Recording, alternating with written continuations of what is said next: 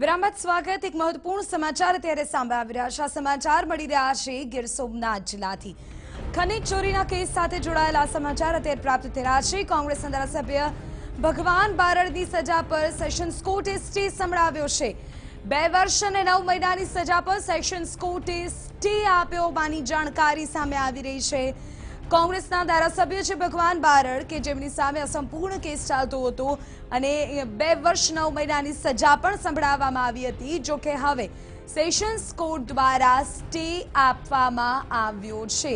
અગત્યના સમાચાર જે અત્યારે મળી રહ્યા છે તે અનુસાર કોંગ્રેસના ધારાસભ્ય ભગવાન બારડની ખનીજ ચોરીના મામલામાં જે સજા સંભળાવવામાં આવી હતી તેના પર સેશન્સ કોર્ટે સ્ટે આપ્યો છે। 2 વર્ષ અને 9 મહિનાની સજા સંભળાવવામાં આવી હતી અને તેના પર સ્ટે આપવામાં આવ્યો છે। અસંપૂર્ણ કેસ 25 વર્ષ જૂનો છે અને ખનીજ ચોરીના કેસમાં આ ધારાસભ્યને ગુનેગાર ઠેરવવામાં આવ્યા હતા અને તેમાં 2 વર્ષ 9 મહિનાની જેલની સજા તેઓને કરાયા। સેશન્સ કોર્ટ દ્વારા હવે આ સજા પર સ્ટે આપવામાં આવ્યો છે। જે વિગતો મળી રહી છે તે અનુસાર સેશન્સ કોર્ટ દ્વારા સ્ટે આપવામાં આવ્યો છે। પૂરી વિગતો આપી રહ્યા છે અમારા સંવાદદાતા યોગેશ જોશી। યોગેશ, પૂરી જાણકારી।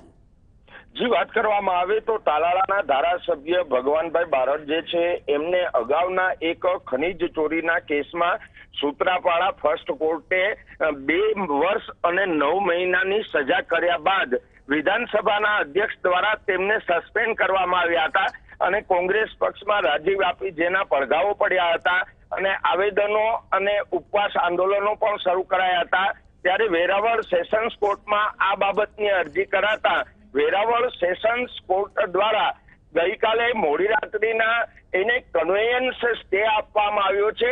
સૂત્રોની માહિતી જો જાણીએ તો એમાં સ્પષ્ટતા એવી હોય છે નવા કાયદા મુજબ કે જો આ કન્વેયન્સ સ્ટે આપવામાં આવે તો તેની સજા પણ જે તે સ્થિતિમાં રહે છે અને એનું સસ્પેન્શન પણ અટકી શકે છે। એટલે કહી શકાય કે ફરી પાછા તે ધારાસભ્ય પદ પર આરૂઢ થઈ શકે છે। વિધિ।